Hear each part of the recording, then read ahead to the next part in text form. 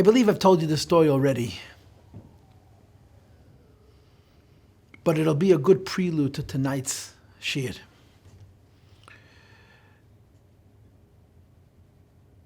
The following story I heard from my local rabbi, Rabbi Chaim Rubin soll gesund sein, who is the rabbi in Beis David Gershon. He's not a Lubavitcher. He's a Benon Shel Kedoshim. He comes from many great Chassidishe gezes, and I daven by him. And over the years, he told me many, many stories. I don't ask him his sources. I believe some of them he's heard from his father and from others, and some of them he's read.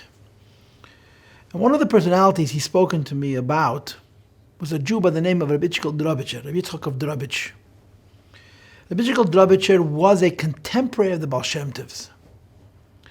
And he was apparently an incredibly great and holy man. According to some accounts, the Baal Shem Tov said to him that he does not need Chassidus, that his level of avodah is such that he's not in need of Chassidus at all. What he is famous for in the Chassidic world is his son. His son is Rabbi Michal Mizlochev, who was a great Chassidishe Rebbe and Tzaddik, and of course one of the great disciples of the Holy Baal Shem Tov. And the following story happened between father and son. They lived in Brod, I believe.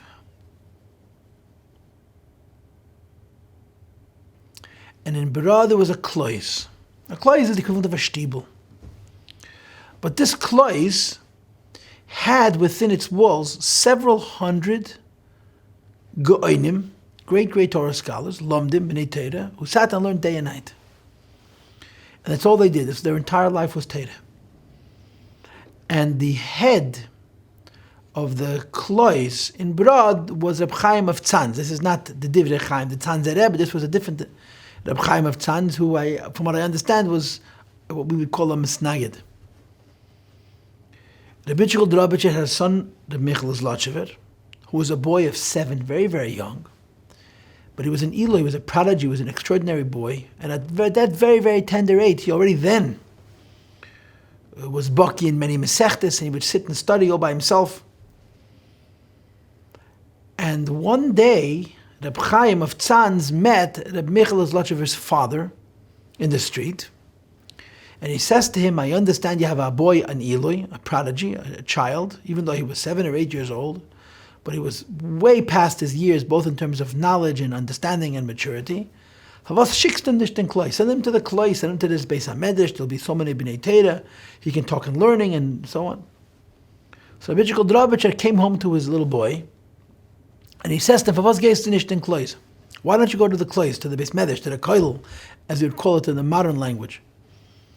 So the son says to the father, you want me to go to the klois? I'll go to the klois. So he went. After a week or so, he says to his father, I'm done with the klois. I graduated. I'm finished. No more. I'm staying home. So his father says to him, what is the issue? Gefällt nicht sein Torah? Are you disappointed with the Torah scholarship of the great Gaon of Chaim of Tzanz? Do you feel like he's not enough of a Gaon for you? Is that why you stopping to go to the klois? So Rabbi Michal of Zlotchever said to his father, Nein tate. Zayin Torah is wie dein Torah. No, father, that's not the reason. His Torah is as great as yours. He's as great a Talmid Chacham as you are. Consequently, in terms of scholarship, he's more than adequate. Aber als redt, sag nicht, als soll gehen Fire von seinem Maul. When he speaks, I don't see fire coming from his mouth. When you speak, he says to his father, I see fire. When he speaks, I don't see a fire. So I don't want to learn Torah from him. Now, of course, this is a story of a little boy who was a tzaddik, a kaddish, who identified the difference between the limud Torah of a Gaon and the limud Torah of a Gaon who was also a kaddish. The Torah scholarship of a great genius and the Torah scholarship of a great genius was also a holy man. The intellectual aspect of it was equal, was shaveh b'shaveh, it was the same. But the fire was different. The godliness was altogether different. He says, when you speak, I see fire coming from your mouth. Now, of course, everybody understands that this doesn't mean that there's fire coming from his mouth like the mythical dragons that blow flame. This is a ruchnistic idea, it's a mystical idea, it's a metaphysical idea that represents what we would call in our culture Gettlichkeit, godliness. A person is learning Torah, but in addition to the learning of the Torah, he's radiating, he's shining, he's giving out a godly light. Or to say it differently, he's bringing to himself a godly light. But for this, you have to have a certain kind of preparation that goes beyond being simply a goen, a scholar, a Talmud Chacham. So he says to his father, he has the Torah, he doesn't have the oyer. He has the scholarship, he doesn't have the light, and consequently, I don't want to learn from him. There is a similar story that's also tzricha limud, that's also a story that teaches a lesson. With the Rebbe, the Tzemach Tzedek, the third Lubavitcher Rebbe. That a chassid came to Lubavitch, and he said to the Tzemach Tzedek, I want the Rebbe should say for me Chassidus. The Rebbe, the Tzemach Tzedek, should say for me a Maamar. So Tzemach Tzedek said to that chassid, I'm not holding by that madrega at the moment, I can't. But you can ask Rabbi Hillel. Rabbi Hillel Parsha was in Lubavitch at the time. Hillel Parsha was one of the greatest of the great, and Rabbi Hillel will say a Maamar for you instead of me. So the chassid said to the Rebbe, the Tzemach Tzedek, Rebbe, it is a kli sheni, and a kli sheni is any mavashal. In the halachas of kosher and treif, there's a kli rishon and a kli sheni, a first vessel and a second vessel. A kli rishon is mavashal. The first vessel cooks. The second vessel doesn't cook. Meaning to say, I didn't come here to learn Chassidus because I want more information, more mysticism, more philosophy. I came here Chassidus to be cooked, to be mizbashal, to be inspired, to be enlightened. And the Hillel is a kli sheni, he's a second vessel. A kli sheni is not mavashal. So I'm going to hear a Maamar, I'm going to hear nice ideas, but the oir and the fire of Gettlichkeit I'm not going to have. And as a result, I want to hear Chassidus from the Rebbe, I don't want to hear Chassidus from the Hillel Parsha. So the Tzemach Tzedek answers him, yeah, but there is Yatzeh Ledisby, which means he's true, he's the second vessel. And the second vessel is not mevashal, but he's still hot enough to burn you. And I suppose what the Tzemach Tzedek was saying to this chassid is that even when you hear Chassidus from a chassid, if the chassid is a Hillel Parsha, the Maamar also touches you to some degree on the level of the fire. In short, and in other words, what these stories and many stories like them demonstrate and reveal and represent is an idea that we, in our learning over the last 3.5 years, have explored many times. And that is that Torah has a neshama and a guf, a soul and a body. The soul and the body of the Torah are also called the ponim and acharayim, the front and the rear, the face and the behind of the Torah. The face of the Torah, the pnimiyas of Torah is oir, is fire, is light. And the chitzoniyas of Torah, the periphery of Torah, the rear of the Torah, the back of the Torah is chachmas shel HaKadosh Baruch Hu, it's God's wisdom. There's the face and there's the rear. There's the ponim and there's the acharayim. The face is godliness, and the rear, the acharayim, is seichel eliki, is God, the intellect. When we study Torah, if we're fortunate, we understand it. Understanding Torah is in itself a gift. Not everybody's capable to understand. And you have stories, and you have indications, you have suggestions to the effect that the very idea that we're able to understand God's Torah is a gift from God in itself. But in as much as we learn Torah, and we understand it intellectually, that's exactly what it is. It's an intellectual system that explains a perspective on the reality, on life, on purpose, on obligation, which we can understand reasonably and intellectually.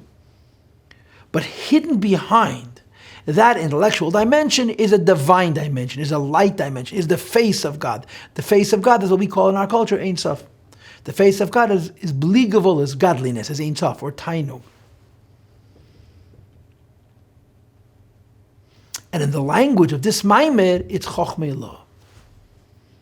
We learned last week that when a person studies Torah, he's connected to the Ein Sof in a way which is similar to the connection to the Ein Sof when someone has Mesiras Nefesh. Mesiras Nefesh, martyrdom, is total sacrifice. Learning Torah intellectually is not sacrifice at all. To the contrary, it's very rewarding, it's very stimulating. But when a person learns Torah, and learns Torah correctly, and by the virtue of the fact that they learn Torah correctly, they have access not only to the back of the Torah, to the rear of the Torah, to Chochmosei Shel HaKadosh Baruch Hu, the wisdom of godliness, but to the air of godliness, to the light of Ein Sof, to the Chochmei Law, to the godly aspect of the Torah.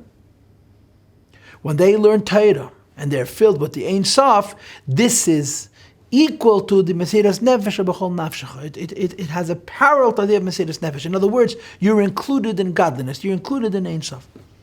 Now, to be sure, Torah teaches us, Chassidus teaches us, the Rebbe certainly teaches us, that any Jew who learns any Torah is automatically connected to the Ein Sof.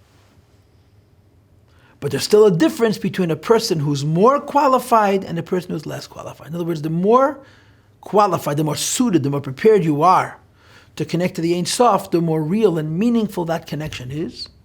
The less qualified and less suited you are to connect to the Ein Sof, the less meaningful it is. In other words, when one learns Torah, they are connected both to the wisdom of godliness, the rear of the Torah, and to the light of godliness, which is the face of the Torah.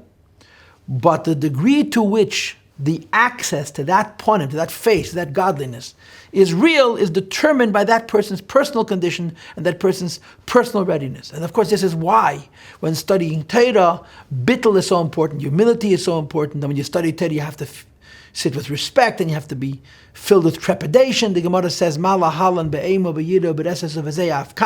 anytime you study Torah, there has to be a sense of awe and seriousness, the responsibility, just like when we received the Torah at Sinai. We were all overwhelmed by the divine presence. When I study Torah today, when you study Torah today, when we study Torah today, the divine presence, albeit that's hidden from us, is the same.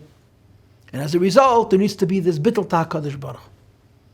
At the same time, it's also true that the more prepared, the more sensitized, the more consistent a person is, the more the godliness of the Torah, as opposed to the wisdom of the Torah, reaches their awareness, reaches their consciousness, reaches their inspiration, and so forth and so on.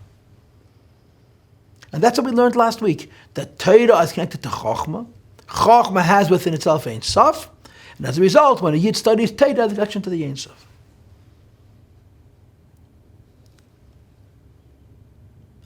We're going to learn tonight a shtickle that is going to make what I believe is a very interesting observation. And to be candid, when I was preparing this shir, I was really struggling to find language that would represent, that would bring forward this concept that we're going to learn tonight in Siv Gimel, the beginning of Siv Daled. The intention is to get to 197. And that is this.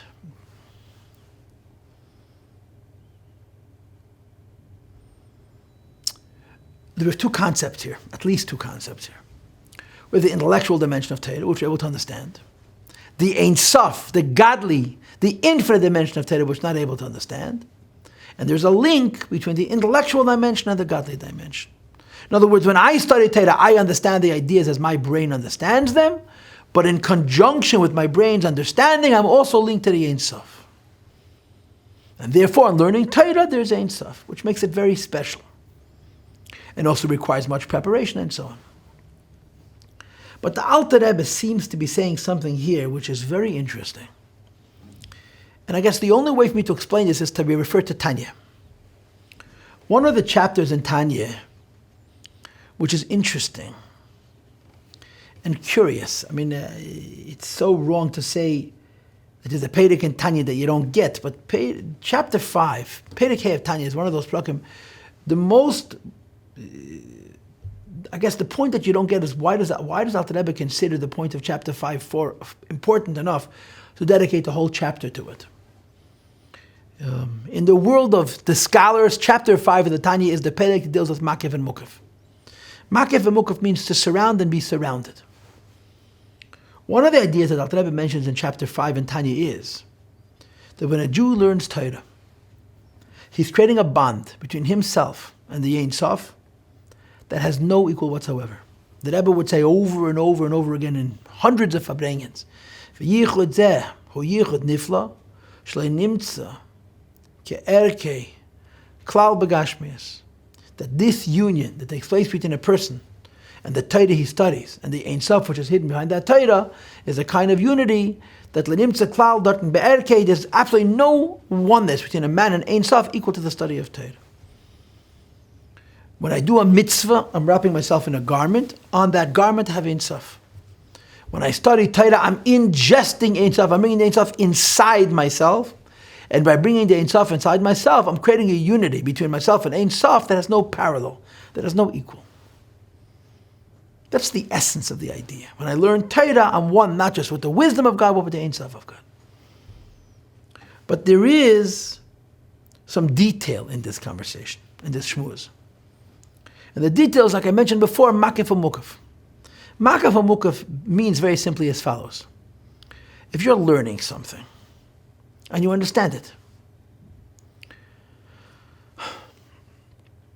the part of the idea that you understand is inside your brain, and your brain is grasping it. You're holding it in the intellectual eyes, in the proverbial hands of your mind. You learn something, you understand it, you're holding it in your brain. There is, however, always the aspect of what you learn that you have yet to understand, or the aspect that you have yet to learn. The aspect that you have yet to understand, or the aspect that you have yet to learn, is higher than your understanding. So Alter Rebbe makes a proposal that when you study Torah and you understand it well, as you understand the Torah, you're grasping the Torah in your brain, and your brain is surrounding those aspects of the idea of the Torah that you understand correctly. All the rest of the Ein Sof of Torah is makif, is surrounding your brain. So the point out that Rebbe is making that when you learn Torah, there is a coming together of the human being and the Torah in an incomparable way, because it's creating a yichud. You're becoming one with the Torah on the one hand, because you're grasping the Torah and internalizing the Torah and understanding the Torah.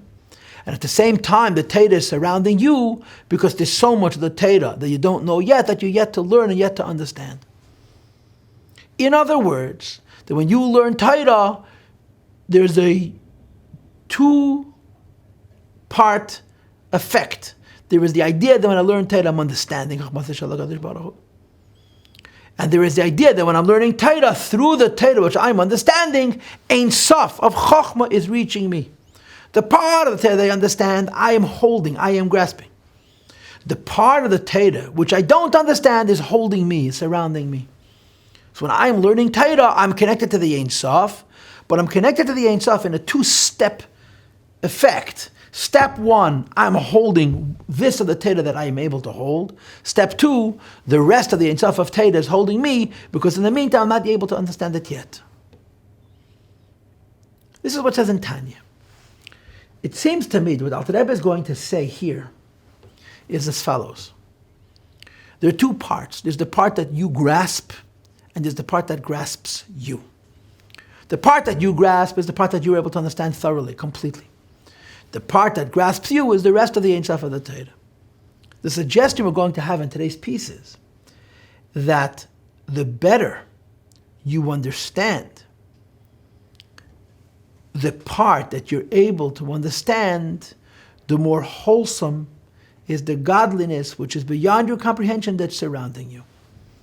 In other words, if you learn something and you understand it very well, you are toifes umakef, you're grasping that aspect in your brain, so the Ein Sof is hovering over your brain very efficiently.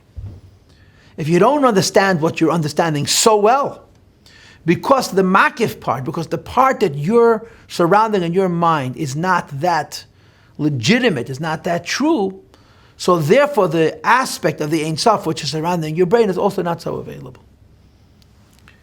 Where is this going to be clear, evident? He's going to speak about Nigla and Chassidus, Nigla de Torah and Pnimius HaTorah. The outer dimension of Torah, the inner dimension of Torah. The inner dimension of Torah is so much higher. But the outer dimension of Torah you can understand better.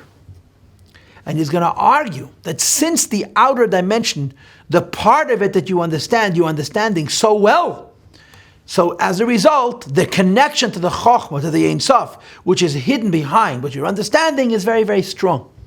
On the other hand, Chachmas Kabbalah, since the aspect which you're able to understand, you don't understand that well, so the aspect of godliness which is available through the study of Chachmas Kabbalah is not as efficiently available. That's going to be the discussion tonight. Or to say what I just said in plain in a few words, this shtickle, Maamar, is going to praise the advantages of learning Torah, and specifically Nigla, the revealed part of Torah, Halacha and Pilpul, is going to play down, is going to make secondary, less important, the study of Pnimi Torah, the study of Kabbalah, the study of the soul of the Torah, based on the argument that since Kabbalah cannot be understood so well, so not only don't I have the understanding of the ideas in Kabbalah I'm studying, the access to the Ein Sof, the Chokhmah, which is hidden behind those ideas, is also not so available to me because there is a deficiency in the understanding of the Chokhmah Kabbalah.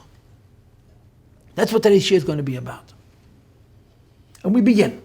Line 130. Says the Rebbe, line 130, Sif Gimel. V'zehu hatam, and this, that when a Yid learns Torah, he's understanding Chokhmah Shel HaKadosh Baruch Hu, but in understanding the intellectual dimension of Torah, which we're able to understand. He's connected to the Ein Sof. This is the real reason, Le'eit Mashkita, to the incredible diligence, B'Talmud Torah, in the study of Torah, Shel Chachmei HaMishnah VaGemara, those great sages of the Mishnah and the Gemara. This is all they did all their days. They simply never stopped studying Torah, what we call in our culture, they made a living through learning Torah, which is a powerful spiritual idea. But for them, this was a real, attainable goal. The Gemara says about one of the Amirayim, that every 30 days he would review all the knowledge of Torah he had. As one of these individuals who was completely preoccupied with the study of Torah, and the Rebbe continues, V'gam Rabbi Shimon Bar Yochai, who we know was the master of Kabbalah, Pnimis HaTorah, he also was deeply involved in the study of Nigla. In fact, the Alter Rebbe writes in Tanya that although we know that Rabbi Shimon Bar Yochai spent 13 years in a cave, and all of us assume that during those 13 years he was studying Kabbalah, the Alter Rebbe says it's not true. Because what's written in the Zohar, Rabbi Shimon Bar Yochai could have taught in Beis Gimel Chadashim 2 or 3 months, which means that the rest of that 13-year period, he was busy learning the Taf Reish Aleph Sidrei Mishnayos Shehaya B'Yameim. He was busy studying Nigla, studying Torah.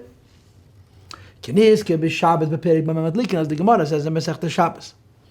V'gam b'Zeya Nisker, it's also mentioned in the Zeya that there is more Masnita, as masters of Mishnah, of Halacha, of Torah Sheba'al Peh, Umorei Kabbalah Mu'atam Hayu, and those who are experts at Kabbalah are in fact very, very few. Umahu Halimud, and when you're learning Nigla, what are you busy with? Seder Zerayim, the part of Shas that deals with agriculture is B'Tzemach Ha'aretz, what grows from the ground.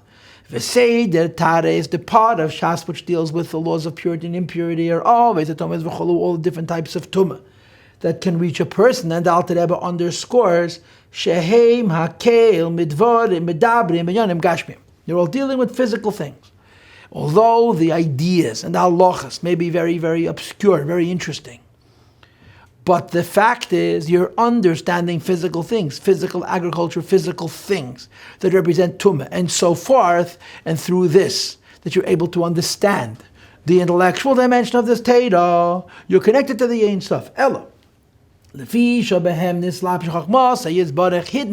the scholarship of this Torah is the wisdom of God. And the wisdom of God is the Ein Sof we talked about at length last week. Now, the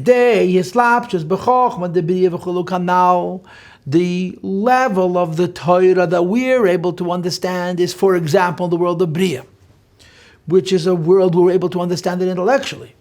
Hidden inside this Torah, as we understand it intellectually, is Ein Sof.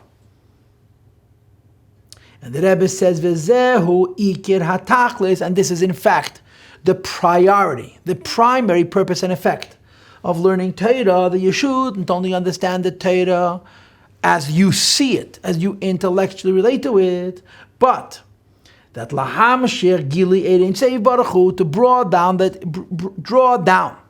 in addition to this of the Torah that I intellectually understand, I'm bringing down Ein Sof, which is higher than Atzilus. In other words, through the learning and through the understanding, assuming that I'm understanding it correctly, have a connection to the Ein Sof. And he continues on line 135. Again, the Gemara tells the Malachim, complaint HaKadosh Baruch Hu mo enish kisif kedenu uven adam kisif kedenu. Why are you giving the Torah to man on earth with his Yetzer Hara and with his distraction and so forth? Big Shuat Torah, they asked God Almighty, Tno Heit Chol Hashamayim, give you glory to the heavens. And of course, all of us know the Rebbe's famous Sikha. We have a din bar metzeh. We're closer to you. We live in heavens. We have a pre-right to the Torah. Torah's first hours, and then it's the Jewish people. And their argument was Bishvil Zeh, because they wanted the Ein Sof, which would be available to them through the study of Chochmah Shel HaKadosh Baruch Hu. Says the Alter Rebbe, it wasn't given to them.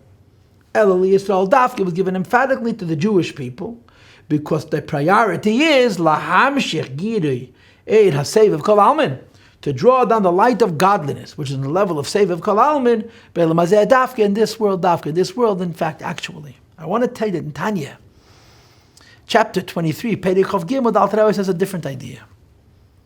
And this different idea is very interesting.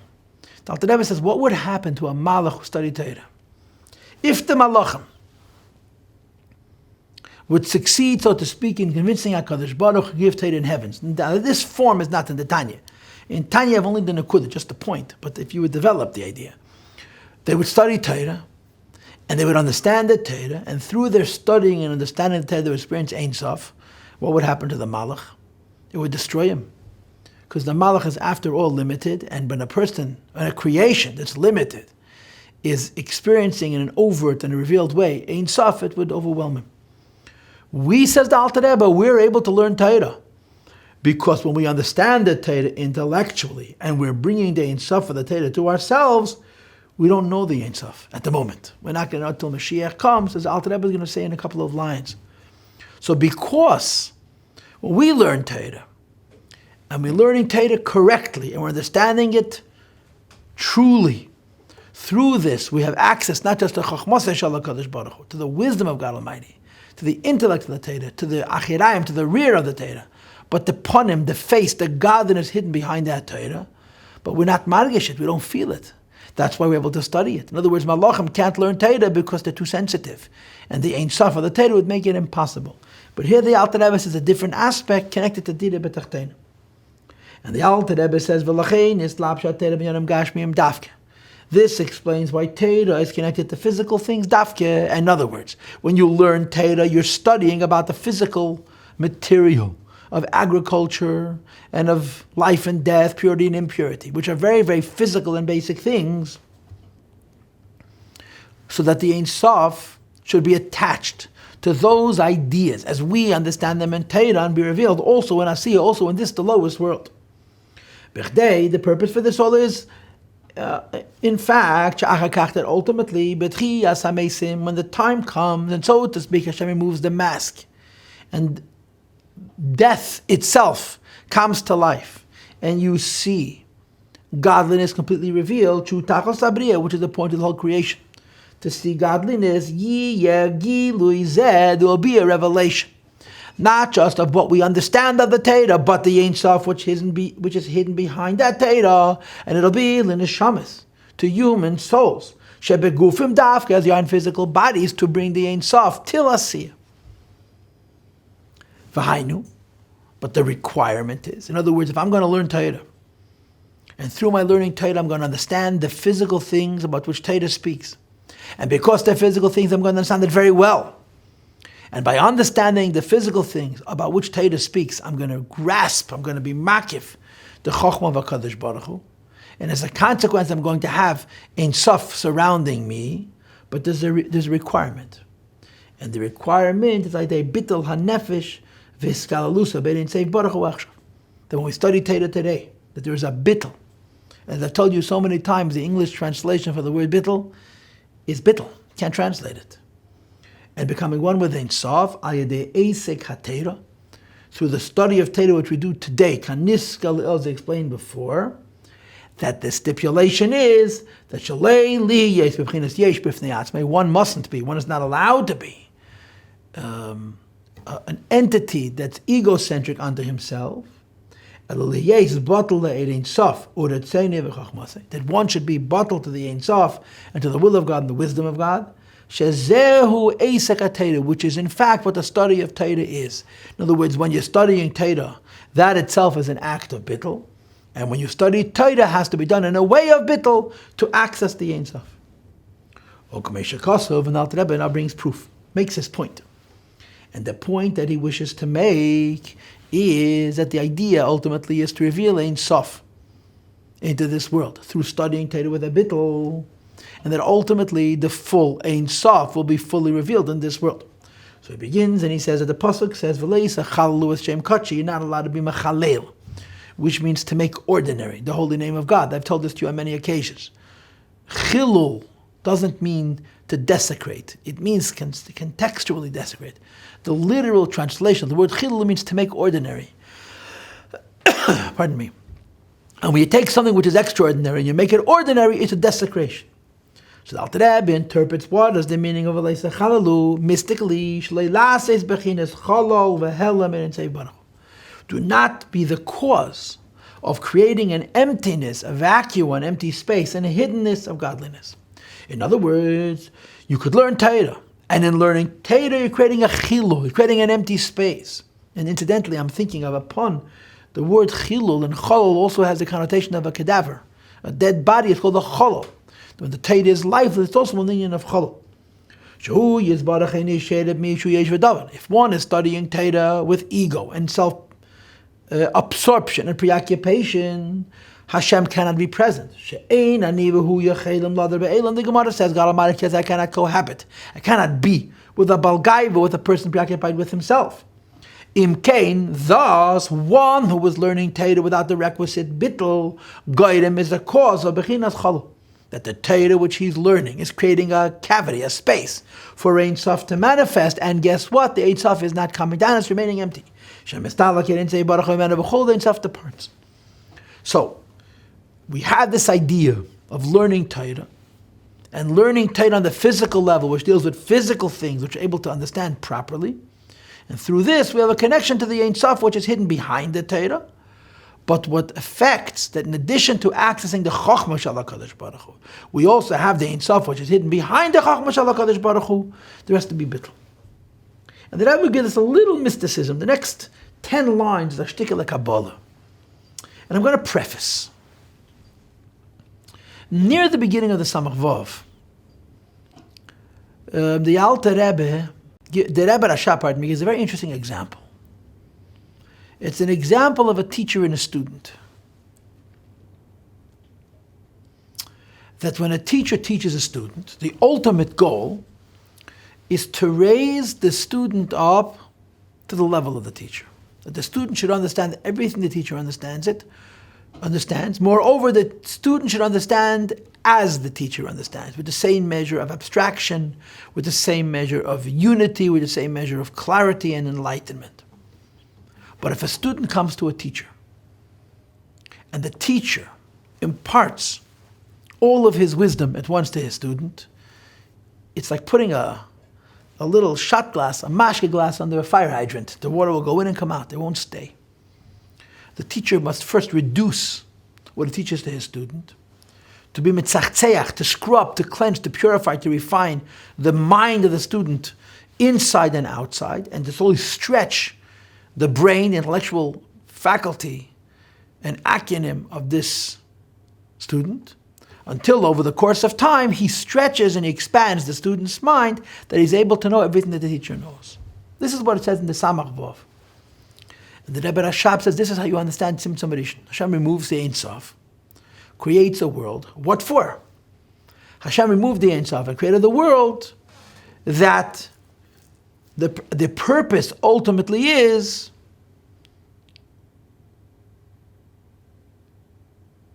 Hafichas cheshech hatzimtzum legila. This is an expression from the Hemshech Hayim Beis, but it's the intent in Samach Vav also. Hafichas cheshech, to transform the darkness of tzimtzum to light. That means, in other words, that in the space of the tzimtzum, all the Yod Ein Sof, which was present before the tzimtzum took place in the first place, should be present in the space of the tzimtzum. In other words, everything the teacher knows by himself should now be known by the student in the student's world. But the requirement is first you have to reduce it. And then to slowly stretch it and expand it and grow it until the student is able to know what the teacher knows. This is what he says now. Here you do a line 142. In order for the world to be able to a world. And that into this world should ultimately be brought Ein Sof. And let's explain. If this world is initially filled with Ein Sof, it's not a world, it's Ein Sof.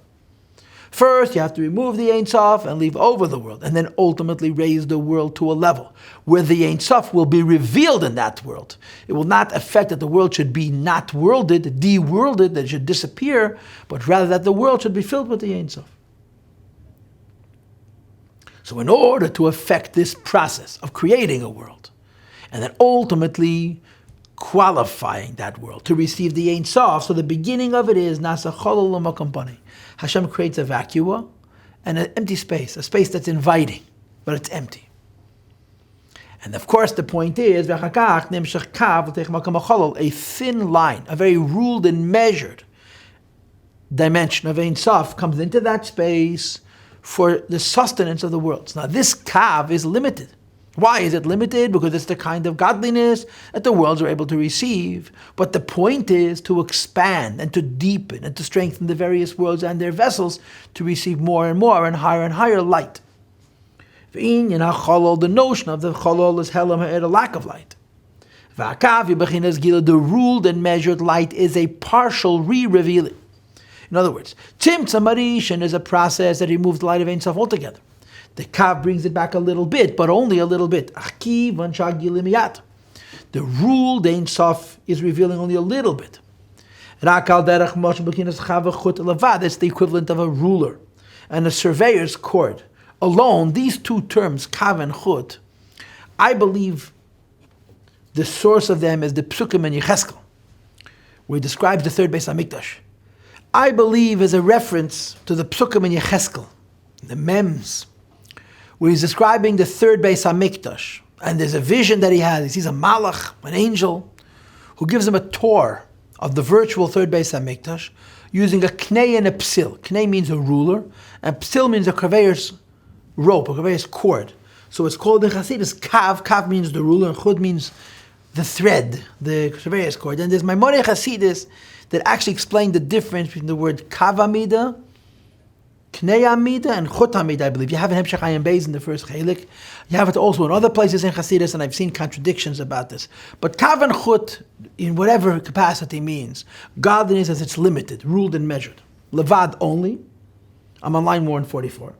Al-Kain, as a result, since in the very beginning, the godliness which appears in the empty space is measured, as he goes through the many steps of the chain reaction of the elemus of worlds, the very bottom of Ishtalshalos, the lowest worlds, and that's us.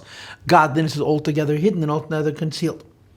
Moreover, to add another aspect to this, not only is it true that at the end of the creation, the lowest worlds, godliness is concealed because the kav is most limited, but actually, it says in Tanya Ger Zakedish Siman Chof, and it's brought from Kabbalah, that the kav doesn't go past Malchus of Atzilus. What enters into Bria has to burst through the Parsa, and it comes out of the Hara Shini Hamos. So in short, when God Almighty wanted to be a world that should be filled with Ein Sof, it begins with removing the Ein Sof and reintroducing it a little bit at a time. Continues the Rebbe on line 46, 146, and he says, Amnali Asid Love. The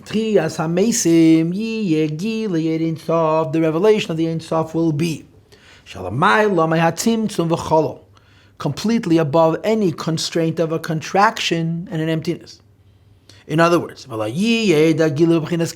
godliness present in the place where the world is not going to be the ruled and measured godliness, which is limited to the world to be able to receive it without it being overwhelming. The level of godliness called Atzmos, which means literally the level of godliness which exists in relationship with itself. In other words, how godliness is known to godliness alone, total infinity, and I guess a simple term would be the opposite of Kav, which would be eagle, but of this maybe even higher than that, Yizgalu will be revealed. The very highest levels of godliness will be revealed in the Makam HaChol. And therefore, there'll be no empty space and no interruption whatsoever. Moreover, the revelation is going to be also in this lowest world. Moreover, emphatically, dafke in this lowest world. And there's the implication here that the essence of godliness is more revealed in the lower world than is revealed in the higher worlds. I want you to know there's a Maamar, Tafresh Mem Gimel, Ner Chanukah.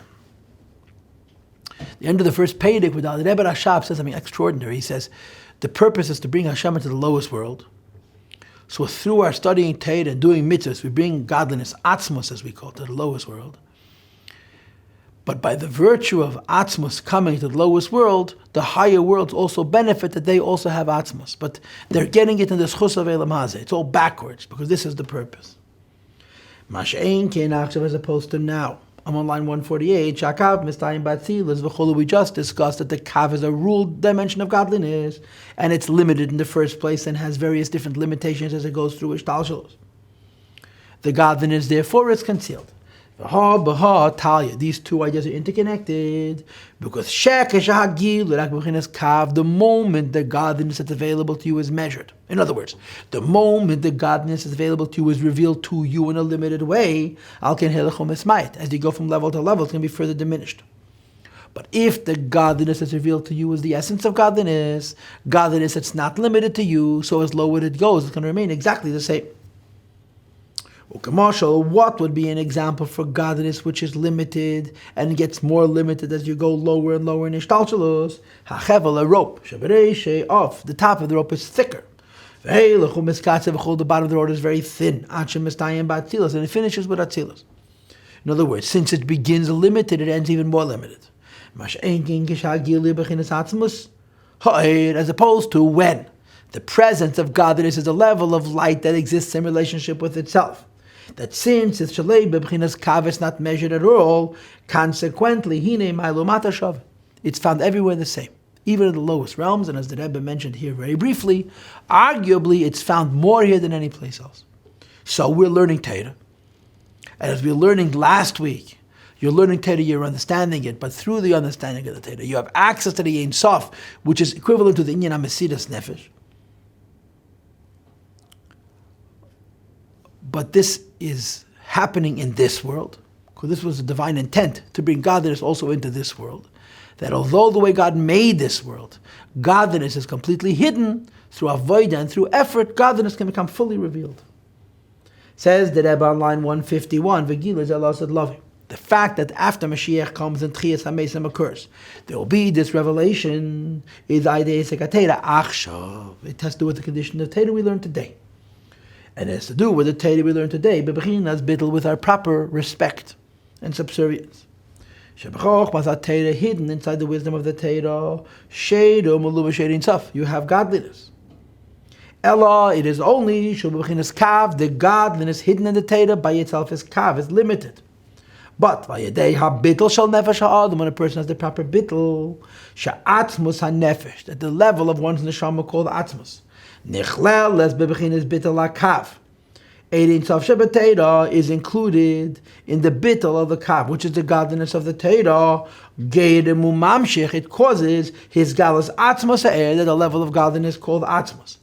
Godliness as exists in relationship with itself should also beyond the ruled godliness and beyond the concealment of godliness should also be brought down. So Torah by itself has a limited godliness, and Torah through bittul accesses the absolute infinity of godliness.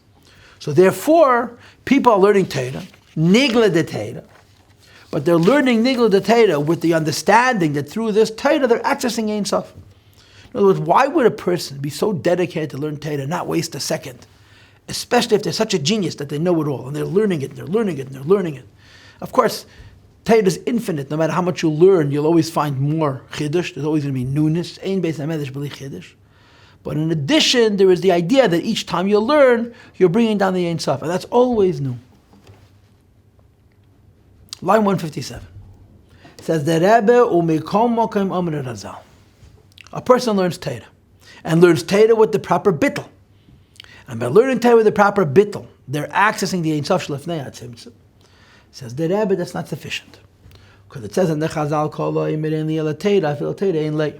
if a person learns Torah, even if he's learning Torah with the bittul to access the Chochmah the Ein and the Torah, it's not sufficient.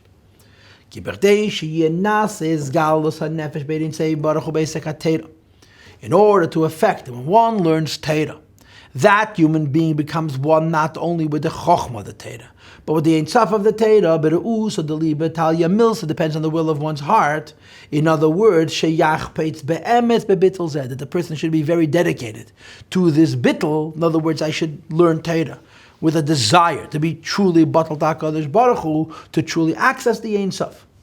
When this bittel is achieved, that's why you have to say Shema, and that's why you have to daven, and you'll see soon, that's why you have to do mitzvahs. So though it's true that when one is learning Torah, understanding Torah intellectually, through their intellectual understanding of the Torah, they have Chochmah, Afilu Torah Ein Leif, that's all they're doing. They must also have davening, and Kriyas Shema, and mitzvahs. It says in the Arizal Limsa Nefshe B'Yachad, when a person says Shema, this is an act of sacrifice to HaKadosh Baruch Hu in the word Echad. The question is asked, doesn't the Mishnah say that Mesidas Nefesh is connected to the words B'chol Nafshecha? How could Arizal say Shema Yisrael Havaya Elokeinu Havaya Echad? That the declaration of the unity of God is an act of Mesidas Nefesh, when the Mishnah says that the words B'chol Nafshecha are the idea of Mesidas Nefesh. Ella, the answer is there's two concepts of Mesidas Nefesh. When one says Echad and declares the unity of God with the Mesidas Nefesh, of Nefesh, that's the godly soul announcing Echad. It's the godly soul by itself declaring the unity of God, separate from the animal soul. While the Mesidas Nefesh, when a person does a level of Mesidas Nefesh, on the level of his identity called the B'chol Nafshecha, as we know, the idea of Mesidas Nefesh follows B'chol Avavacha, which speaks about the Eitz Tev and the Eitz Rara. And therefore the Mesidas Nefesh means that the Nefesh of Hamas also tasking, as I should agree, in bending Klipa and transforming Klipa. And the Rebbe says, this requires contemplation and so on and so forth. So in Echad, I'm announcing that there's only God in a world of only Neshama. In B'chol Nafshecha, I'm bringing down the idea of only God to a world which is by itself separate from HaKadosh Baruch. And therefore, afterwards, one says Shema, and not only Echad, but B'chol Nafshecha as well, when he later learns Torah,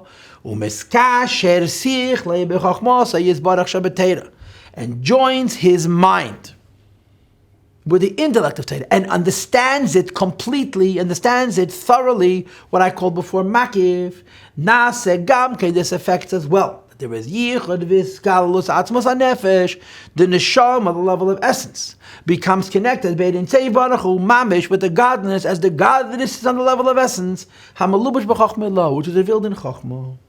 As the Pasuk says, Im Yasim Elav Libe, Ruche V'Nafshe Elav Tasef, which means when there's a serusa l'tata, there's a serusa l'ela. When one gives of himself to godliness, and to God, godliness and God reciprocate. And in this case, when one learns Torah with the proper bittul, the reward for this bittul is the revelation of Ein Sof. Line 164. We just said that the qualifier for having the bittul, which brings down into the Chochmah the Ein Sof, is Kriyas Shema Tefillah.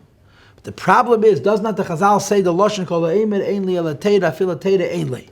Teira alone is not sufficient. Ela Teira Gemilas Chasadim. Teira has to come with mitzvahs, not with Tefillah. So he brings a Gemara in Shabbos. First of all, there's no doubt that this means also that when you learn Torah, you also have to do mitzvahs physically. The purpose of learning is to do mitzvahs. Learning Torah, doing mitzvahs is a terrible thing. And therefore, of course, when the Mishnah says, one who says he only has Torah, doesn't have Torah either. And therefore you have to have mitzvahs. But tefillah is also considered a mitzvah. Davening properly is considered part of the mitzvah of tzedakah. The Gemara in Daf Kuf Chazayin discusses this in Shabbos. So tefillah is considered like a mitzvah, and therefore when it says afilu teira ein le, means you have to have mitzvahs, and the mitzvah is davening and mesiras nefesh on a level which includes the nefesh habahamis. This bittul affects that when you're learning Torah, you're accessing not only the chokhmah of HaKadosh Baruch Hu, but the Ein Sof of HaKadosh Baruch Hu, which is higher than the tzimtzum. So we just explained why Torah is so precious, and why people are so mesir nefesh for Torah. In short words, is because when you have Torah, you have God Himself, you have godliness Himself on the highest madrigas. Now here comes the interesting part. Line 168. If you pay attention to what we just said, you'll discover what we said about the study of Torah, that anybody who learns Torah is one with God's wisdom. And this affects that he becomes one. That etzem ha-nefesh, atzmiyut ha-nefesh, the level of the neshama called etzem, becomes one with Be'ein Sev Baruch Hu, the level of Ein Sof called etzem. Hamalubah b'chachmasa yizbarach, which is the chachma, says the Alter Rebbe, zehu davke be'esa atera nigla. It's only if you study nigla. Why? Nigla is so much lower than pnimius. And the answer is because nigla you can properly understand. And the prerequisite to the mukaf is the makif. The prerequisite to one fully having the Ein Sof of Torah is fully understanding the intellectual dimension of Torah. Sheheim, this is Shita Sidrei Mishnah. The 6 orders of Mishnayos, Hamedabrim, that discuss kosher, posel, tomei, Torah, chayiv, zakai. What is fit and unfit, impure and pure, liable, guilty and not guilty, v'chulu. That lafi shem yislapshu b'asiyah, since we're dealing with the wisdom of God Almighty that speaks in the world of Atiyah. This means to say, the wisdom of God is written in Atzilus. Which carries within itself Ein Sof, is Nasa v'Yarda, has journeyed and descended. To be manifest in physical things of the physical world. This is almost a direct quote from Tanya chapter 4. Because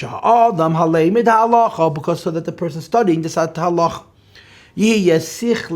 that person's mind and brain should be masig, reaching v'teifes, and grasping the essence. In other words, completely understanding the wisdom sheba halacha in this law. Since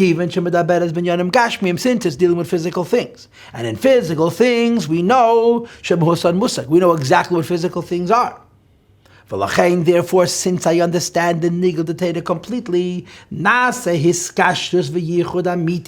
it creates a bond and a true unity of the human mind with the intellectual dimension of this law, because I can understand it completely. And since this idea, as I am understanding physically, is actually the wisdom of HaKadosh Baruch Hu, which is one with Ein Sof. It's only come down into physical form. Therefore, through my learning of Torah and understanding the Torah, I create this incredible supernal bond, that the level of the neshama, the level of etzem, becomes one with the level of godness called etzem, which is revealed in chochmei law. So there's a very powerful thing here, that your access to the godliness has to do with not how deep an idea in Torah you understand, but how well you understand it. And consequently, when you're learning simpler things, which you can understand better, you're actually bringing the Ein Sof down here in a much more secure way, because you're understanding it much more securely. This is fascinating. And this is, of course, what the Alter Rebbe says in Tanya chapter 4, that Torah is like water that descends from the higher level to the lowest levels. When water falls down a mountain, a cascade, it ceases to be on top and it's on the bottom. It's not like light that journeys from a higher level to a lower level, that if it passes through the higher level, it remains in the higher level. It literally is no longer there. Water means Torah, that descends from the higher level to the lower level.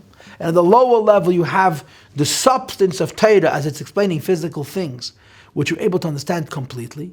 And the Alter Rebbe argues it's literally the same chokhmah that is in Atzilus, but it has descended. And as a consequence, you have complete access to the Ein Sof. Line 177. And here comes the Chiddush. Avol b'limud chokhmas HaKabbalah. But this is not the case in limud of Kabbalah. And before we go any further, you may recall this Maamar ultimately is about salt. And it's about salt because it wishes to underscore what is advantageous, what is special, what is extraordinary about Kabbalah. Here, Kabbalah is experiencing a temporary setback. He's saying, you know what? Since you don't understand Kabbalah so well, the Ein Sof that's connected to Kabbalah is not coming down so well. Since the wisdom of God in the forms of Chachmas Kabbalah is dealing with spiritual things. The order, the balance of the forms of Atzilus, in the lower worlds. And in the lower worlds, we're not dealing with spheres, but rather different kinds of angels, and soul, Gan Eden, Elyon, Gan Eden, Tacht, and the higher and lower Gan Eden, and so forth. Harei, I'm on line 179. Ha'adam ha'leimed zeh, person learning these things. Hainu yediya seidira ishtalshus habez chayim, which includes understanding ishtalshus as described in Kabbalah. And Alter Rebbe writes in the Gersh HaKedesh in Kuntesach that yediya seidira ishtalshus a mitzvah ramav nasa, to understand Kabbalah is a big mitzvah. Nevertheless, since ein yad sichle, the hand of the human mind, proverbially speaking, of course, is not masig muhus chochmazu, cannot understand these ideas thoroughly, because he can't understand mysticism and spirituality thoroughly. The human mind doesn't understand the essence of these ideas. Only on physical matters. The physical mind cannot understand spiritually in its essence. What spiritual worlds truly are about. But rather, when a person is learning Pnimiyas HaTeira, he can know only Mitziyusah. He knows about the mystical levels, but what they are, he doesn't understand completely. Line 182 now, as a result. If I'm learning Nigla Teira, the way Teira is in Asiya, so Masig Muhusa Mamish, understand the ideas Mamish. The idea that there's 4 domains for Shabbos: a private domain, a public domain, a semi-public domain, and a domain that's ownerless. Masig Heitev, he understands completely what's a private domain, what is the domain that belongs to everybody, and so forth. Because it's dealing with basic physical things, he understands them completely. But when you're studying ideas that are metaphysical, and certainly not only metaphysics, but actually mystical ideas, that you don't understand what they are completely, comprehensively, at all. In other words, when one is studying Kabbalah, says the Alter Rebbe, there's something wrong with your comprehension. Your mind is not grasping and reaching and becoming tied to the same degree to the essence of God's wisdom. So you hear something very interesting. It doesn't matter what you learn in Torah. It matters how well you understand it. One person is learning a low idea, a simple idea, but understands it well. He has full access to the Chochmei Law because he's understanding it well. Another person is learning abstract ideas. He doesn't understand them so well. So his access to the Ein Sof, which is in Chochmah, is diminished because he's not understanding them properly. Therefore, line 184. You can understand that these levels exist, but not what these levels are. And therefore, your mind is not becoming unified with and tied to the ideas and the godliness behind it in the same way as is available through Nigla. And then one is studying Kabbalah. He's teifes u'mastig b'hus chachmas yizbarach. When one is studying Nigla, his mind is grasping and reaching the essence of God's wisdom. Not only that godliness exists, that this wisdom exists, but what this wisdom is. And therefore, when I'm learning Nigla and I'm understanding it well, I daze it after through this. In its level of essence is joining in the level of godliness, which is also a level of essence. Which is in Chochmah. Since he understood the Chochmah completely. And since he understood completely the Chochmah, also completely. Masha ain't can't believe what you do say the Shtalshalos. I want to study in Kabbalah even if you're learning about the Shtalshalos. Since it's metaphysics and mysticism, he knows about these levels, but he doesn't know what these levels are themselves. So since you're not understanding it as well, and the intellect is not fully grasped by your brain, the Ein Sof, which is the reward, which is the hovering dimension, which comes to you through the level of what you're comprehending, is also deficient. Line 189, it explains the Kabbalah. You have this also in Tanya Negeres HaKedesh. The Kabbalah about Atzilus. That when a person studies Kabbalah, he's in the world of Atzilus. V'Talmud hu beBriah. And one studies Gemara, is in the world of Briah. U'Mishnah b'Yetzirah. And one studies Mishnah, is in the world of Yetzirah. U'Mikra b'Asiyah. When he studies Mikra, Chumash, Teresh b'Ksav is in Asiyah. And the Alter Rebbe asks the obvious question to the Chayda. The more the question is, what does it mean? Kabbalah is in Atzilus. Talmud is a Briah, Mishnah is in Yetzirah. Sharei Mishnah v'Talmud heim Teresh b'Alpeh. They are the oral version of the same Torah. And Vadai kulam nimshechu michachma d'Atzilus. There's no doubt all levels of Torah come from Atzilus. V'koshken, and even more so Hamikra, the biblical Torah. Torah Shebeksav certainly comes from Atzilus. So what does it mean when it says that Torah Mikra is Asiyah if it comes from Atzilus? The answer is as follows. That we're talking about the measure to which Mikra, Chumash, reveals itself, that Nislapshe Chochmeh Lagam Ba'asiyah, the wisdom of God comes to Asiyah as well. Because since Torah Shebeksav is such a simple level, and such a simple comprehension, it's all the way to Asiyah. And he explains why the priority in the Seichel of Asiyah is Al Tmuna says is the shape of the letters, V'Shia Klaf Kedin V'Chul, the parchment should be made properly, and so forth. Ubetagin, and the various crowns Shebehem Nimazin Rozen Derais, which reveal the secrets of the Torah. They cannot be spoken. Ella, they have to be hinted through a written crown. Wise people understand the hint. So the Torah of Mikra on the level of Asiyah is the idea of Atzilus coming down all the way until Asiyah and physical things. Mishnah and Talmud hein, this is the God's wisdom which comes also into Yitzir and Asiyah, but not Yitzir and Briah, but not Asiyah. Which is the words and ideas which you're able to understand. Says the Alter Rebbe on line 194, Mashek and Kabbalah. What's Kabbalah hu b'Atzilus? It always remains in Atzilus, which means as much as you understand, they don't understand a single solitary word. What this wisdom is, the material, the form, the mysticism of Kabbalah, nobody understands it properly. Museges lamata, apprehendable down here. Kivan shalein slapsha bebriya v'yitzirah Mishnah v'Talmud, because it has not been brought down to the worlds of Briah and Yitzirah like Mishnah and Talmud. Lachein, as the consequence, ein museg rak mitziyusa. One can understand only about Chachmas HaKabbalah, v'lei mehusa, and not truly have real comprehension of what Kabbalah is. And as a result, since you're not understanding it as well, you're not bringing down Ein Sof to the same degree.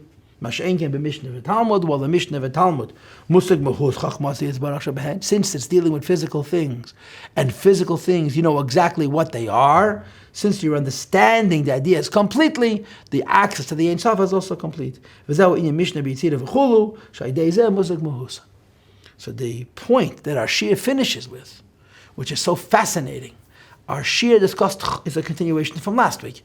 Chochmah.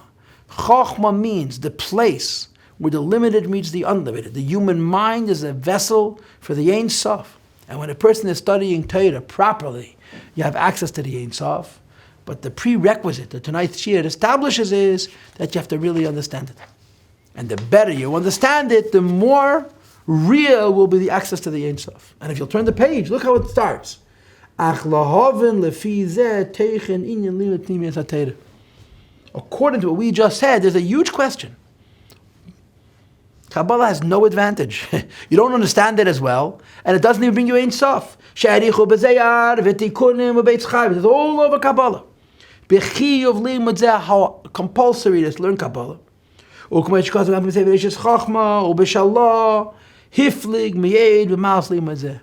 according to what we learned tonight, there's no advantage in learning Chachmas Kabbalah. Why do we make such a tzimis out of Kabbalah? And this tzimis is going to be simmering in Mitzvah Hashem until next Tuesday.